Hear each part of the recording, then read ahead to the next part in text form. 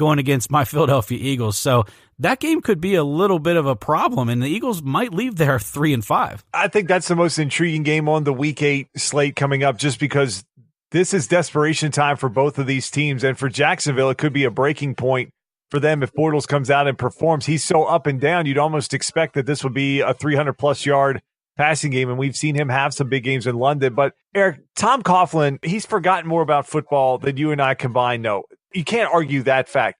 But even from a fan's eye and not knowing the game of football the way that he would as a former coach and now an executive, he had to see that Blake Bortles was not the answer for this team, and he was not going to get them over the hump. He was too inconsistent. You don't see any other top quarterback in this league play with the amount of inconsistency that Blake Bortles does from week in to week out. Doesn't matter if it's home, away, 1 o'clock, 4 o'clock, prime time, Thursday, Saturday, Sunday, Wednesday morning. It doesn't matter. Bortles is all over the damn place with his performances. And Tom Coughlin should have done something. He has a window right now with this team, with a young defense, with some veterans mixed in there. He's got a team that he knows defensively can carry him to an AFC championship game, and with a quarterback, potentially a Super Bowl. For whatever reason, why they stood pat and didn't try to do anything is beyond me. Why they didn't try to go in the draft and get somebody, get aggressive with their picks.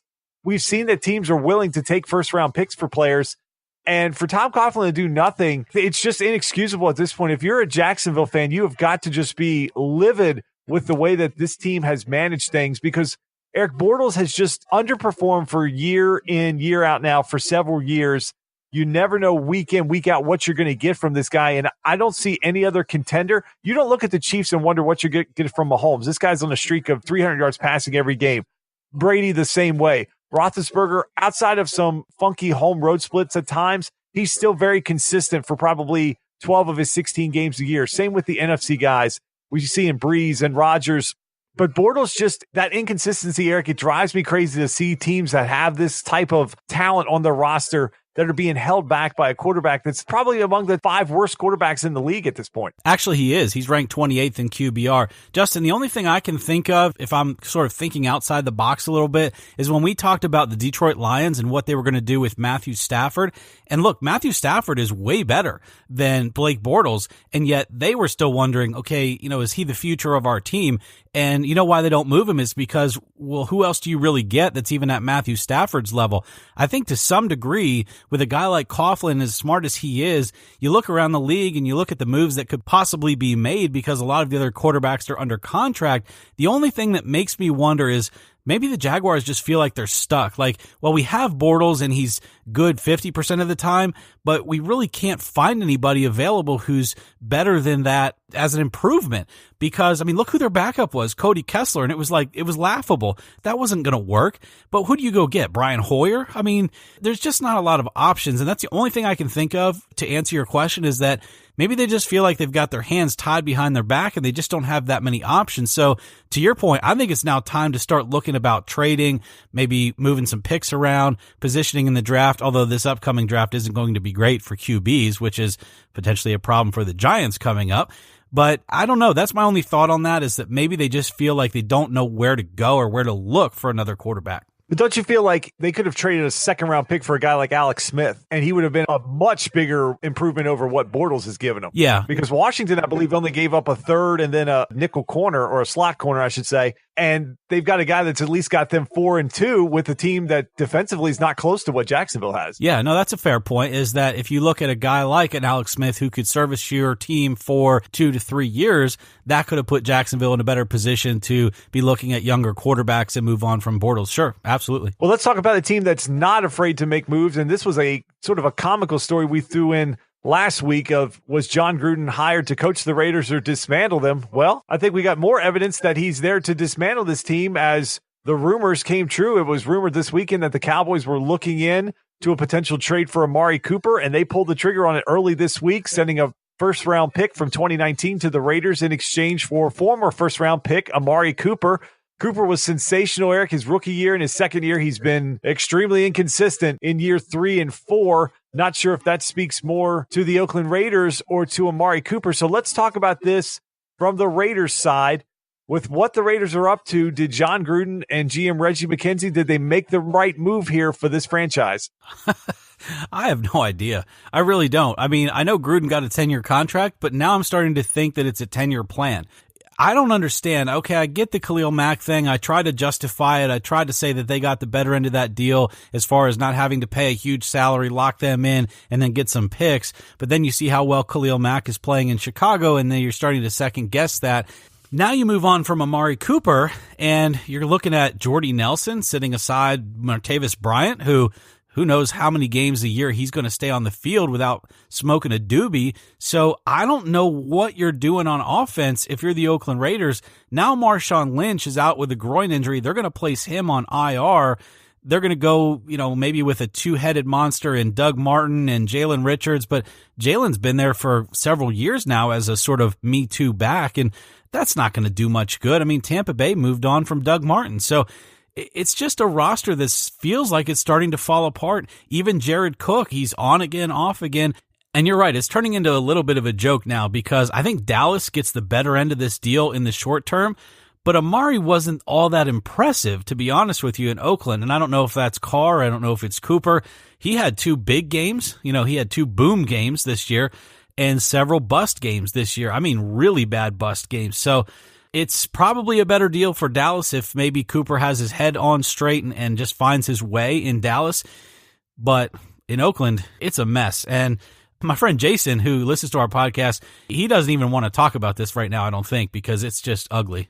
How could you want to talk about it? If you're a Raiders fan, you've got to just be scratching your head at this point.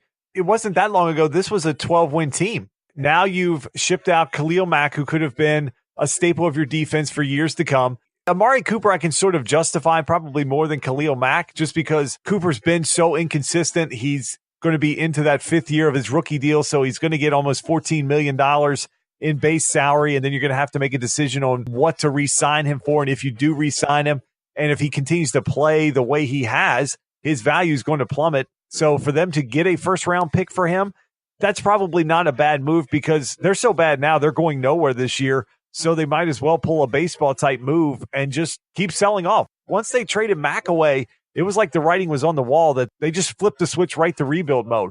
So I don't know what they think they're going to go to Vegas with and be an attractive franchise for the fact they're not going to have any star power.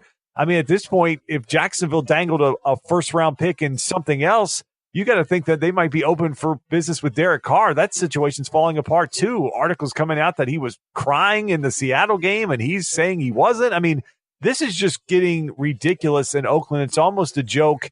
Does Gruden have an incentive in his contract that he gets an extra $1 million for every first-round draft pick he brings the franchise? Yeah, it sure seems that way. They're going to have a lot of picks coming up. Well, they better draft very well. They better pay attention to Mel Kiper, Todd McShay, and every other draft person and try to make sure they hit on this stuff going forward because they've done a pretty good job in drafting some of these guys, but they keep trading them away, and we know how hard it is in the draft to find good players. Even when you have picks, it doesn't necessarily mean you're going to find good players. So, Eric, now let's swing it over to the Dallas side. They finally get themselves a wide receiver one, hopefully a wide receiver that can get some separation for Prescott at this point. We talked about the offensive issues for Dallas a few weeks ago, and Dallas has been in a loss-win mode. Seems like all season they've just gone back and forth with not a lot of consistency from this team. So, Eric, with this Dallas team, do you like the deal, or did they panic and pay too high of a price for an inconsistent wide receiver? Well, the thing about it is, I mean, who else do they have? I think Amari Cooper just automatically vaults to the number one receiver on that team. And if he has a better outlook on the way he wants to play football and he has a connection maybe with Dak Prescott, he could end up being a great receiver for Dallas, and maybe it really works out well. Dallas is in a tough spot. They've got Tavon Austin and Allen Hurns, who have been around a while, and their talent just seems to be there, but they never produce what it seems like they could on paper. And so that's a problem. Then Terrence Williams is injured. And we've talked about the fact that Cole Beasley, if he's your best receiver at 5'8" tall, I mean, that's a problem. So you get into a guy like Amari Cooper. Maybe it turns things around for Dak Prescott. You know, Dak had some great offensive talent when you were looking at his first year, his rookie year, when he was throwing the ball to Dez and throwing the ball downfield. You had Ezekiel Elliott working hard. I think now you try to replicate that just without Dez and you plug in Amari Cooper. they're 3-4, and they're still in that division, believe it or not, at 3-4, because we just said the Eagles are 3-4. The Redskins aren't jumping out, very far ahead. So the season isn't over for the Dallas Cowboys either. I think it's a good move. The only thing I don't like is paying a first-round pick for a guy like Cooper who's been inconsistent the last few years and really hasn't been a solid performer that may potentially add to their problem, and giving away a first next year where maybe they could be patient and get a wide receiver that could be a game changer. But if Cooper turns back into the guy he was in his first and second year, then it's probably a good move for this team because, again, who else are you going to go out in the middle of the draft and be able to get that's going to be able to play up to Cooper's level if he can get back to that level that he was? And no one seems to know why this happens. If it's something with Cooper, is it an issue where he's just not locked in, week out? Is it something with the game plan? Is it the coaches? Is it Derek Carr? You just don't know. So I think it's definitely going to be something to watch as the season goes on, as he gets acclimated into this Cowboys offense. If he can be a guy that Dak can go to, if he can be a game breaker, if he can be a guy that can get separation, because look, that was Dallas's problem again in the preview. Does anybody listen to our preview show? We could have fixed a lot of these teams' issues because Dallas, we talked about as well. They had a bunch of mediocre skill players, and that was our concern with them was, did they pull the trigger too quick on Dez? But even then, Dez was part of the problem because he was the same way. His skills had eroded to the point that he couldn't get separation, and he threw such hissy fits and tantrums on the sideline. Dak would force the football to him, and that put them in a bad position. So at least with Cooper, we've seen the upside is there. He's still very young. They're not going to get him at a huge price next year. Again, he'll be on that 5th year of his deal. But again, they're not locked into him. If it falls apart, they'll just reshuffle the deck and take the cap space. If he hits a home run, he can be a cornerstone of this team with a young quarterback and a young running back. So I think it's probably worth the risk for Dallas because, like you said, they're right in the mix of this division, and it is still very winnable for this Cowboys team. So, Justin, let me ask you a quick question then.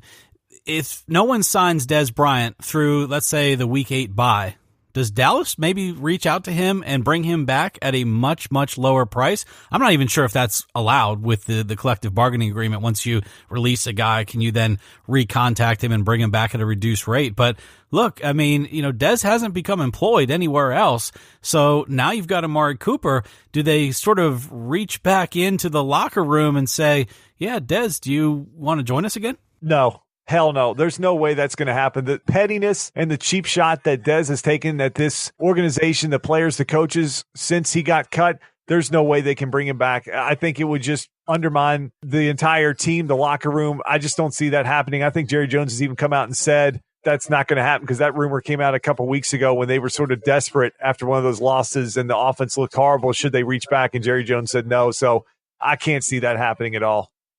So, Eric, let's talk about another team that's right in the mix of their division, and they made a very puzzling move this past Sunday in Week 7. That was the Tennessee Titans. They made a comeback in London versus the Los Angeles Chargers. The game was 20-13. Titans get a late touchdown, make it 20-19, and head coach Mike Vrabel decides, let's go for 2. They actually had a penalty that was on the first attempt that they missed, so they got a second chance, decided to go for it again. And the pass was incomplete, and they lost the game 20-19. Another division with the AFC South where they're right there. You have the Texans now at 4-3, where they've won 4 straight, and the Titans sitting at 3-4. So, did you like the move that Mike Vrabel made going for 2? No, this time I really didn't like it. We've talked about it earlier in the year with the Indianapolis Colts and other teams where you take a chance. I didn't like this one situationally because the Chargers had just stormed back. They were hot. Take the points, take the tie into overtime, and then live to fight another day. So in this scenario, especially after the first attempt that didn't go well, it's like, okay, they just got a second chance to do the right thing there, and they still did the wrong thing. So no, I actually didn't like it.